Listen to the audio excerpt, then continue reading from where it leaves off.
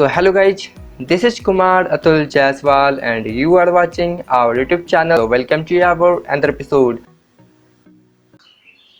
आज हम लोग जानने वाले हैं इस वीडियो में footprinting through search engines with advance operator के बारे में।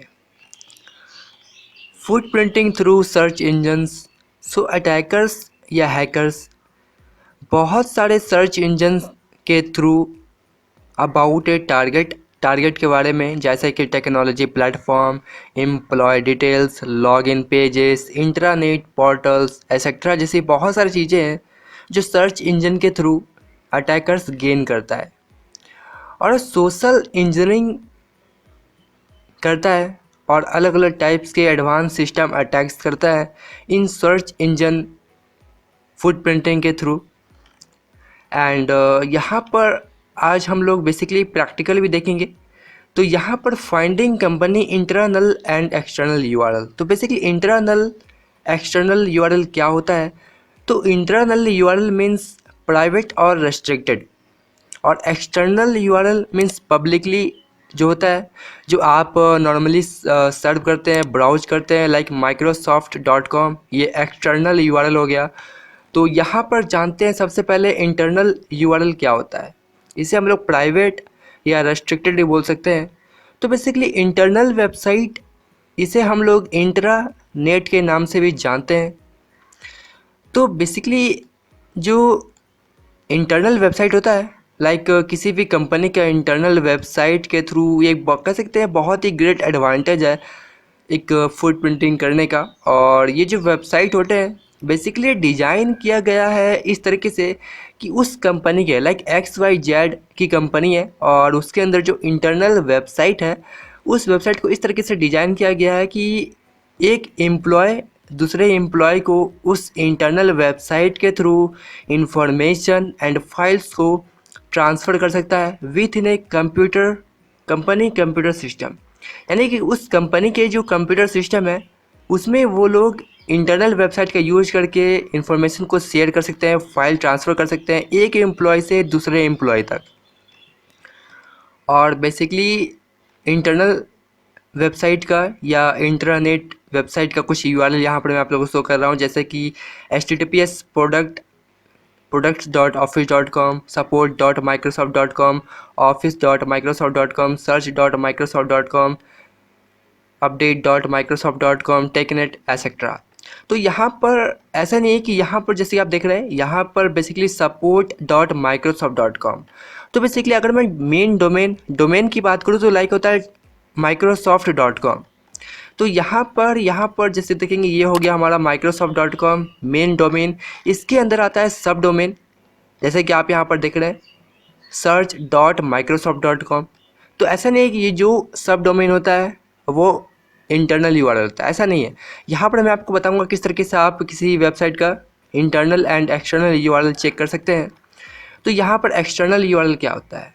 एक्सटर्नल यूआरएल मीन्स वो वेबसाइट होती है जो पब्लिकली हर एक लोग ब्राउज कर सकते हैं, सर्च कर सकते हैं, उनसे विजिट कर सकते हैं। लाइक अगर microsoft.com की वेबसाइट है, उस वेबसाइट पे अगर वहाँ पर विंडोज़ का इंस्टॉलेशन फाइल डाउनलोड करना है तो वहाँ से डाउनलोड कर सकते हैं, वहाँ से उसे परचेस कर सकते हैं विंडोज़ 10 को इस तरीके से। तो ये हो गया एक्सटर्नल यूआरएल। तो यहाँ पर एक्सटर्नल यूआरएल का कुछ एग्जांपल्स लाइक microsoft.com/en-in इस तरीके से बहुत सारे एक्सटर्नल यूआरएल का एग्जांपल हो सकता है। तो हम लोग इसे कैसे फाइंड करेंगे? तो यहाँ से मैं इस लिंक को कॉपी करता हूँ। आप यहाँ से बेसिकली इस लिंक को लिखने के बाद अपने ब्राउज़र में जाएं एंड इसे मैं यहाँ से करता हूँ पेस्ट एंड यहाँ से मैं ये रिलोड हो रहा है। तो बेसिकली थर्ड पार्टी वेबसाइट है जिसके थ्रू आप यूआरएल एक्सट्रैक्टर यानी कि एक्सटर्नल एंड इंटरनल यूआरएल आप यहाँ से चेक कर सकते हैं। लाइक अगर मैं यहाँ पर .microsoft.com लिखूँ तो यहाँ पर इसकी जो एक्सटर्नल एंड इंटरनल यूआरएल है ये यहाँ पर फाइंड करके हमें देगा। तो यहाँ पर ऑल लिंक्स पे जाएंगे हम लोग एंड बेसिकली आप एक साथ दोनों चेक कर सकते हैं। तो हम लोग सबसे पहले इंटरनल चेक करेंगे एंड यहाँ पर इमेज भी आप चेक कर सकते हैं कि उस वेबसाइट में क्या क्या इमेजेस है उस इंटरनल वेबसाइट के अंदर में। href एट्रीब्यूट, ये बेसिकली एट्रीब्यूट टाइप है, Meta tag and extract link पे क्लिक करते हैं। तो बेसिकली ये फाइंड करने का बहुत ज़्यादा बेनिफिट है। आगे का स्टेप मैं आप लोग को बताऊँगा क्यों ये ज़रूरी है, क्योंकि अगर आप किसी लूप होल्स, बग बाउंटी या कुछ ऐसे वल्नरेबिलिटी फाइंड करते हैं, तो बेसिकली ये ज़रूरी होता है इस तरीके के लिंक्स को आपको अलग अलग करना। तो ये बेसिकली यहाँ पर 57 लिंक्स है इंटरनल, जो बेसिकली प्राइवेट एंड रेस्ट्रिक्टेड होती है। और इस वेबसाइट के अंदर में एक एम्प्लॉय दूसरे एम्प्लॉय के थ्रू फाइल को शेयर कर सकते हैं। ये पब्लिकली ऐसा नहीं होता है, ये सिर्फ प्राइवेट ही कर सकते हैं। तो यहाँ पर जैसे माइक्रोसॉफ्ट एज, इस तरीके से ये सब बेसिकली इंटरनल यूआरएल है, जो इसके अंदर लॉगिन करके कोई भी एम्प्लॉय, उस कंपनी का एम्प्लॉय फाइल शेयर कर सकता है, रिमूव फाइल शेयर कर सकता है, एंड जो भी इन्फॉर्मेशन है।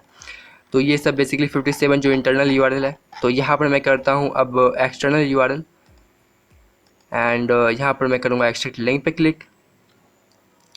एंड इसके बाद आप यहाँ पर देखेंगे जो एक्सटर्नल है वो 33 यहाँ पर लिंक शो कर रहा है, लाइक products.office.com, support.microsoft.com।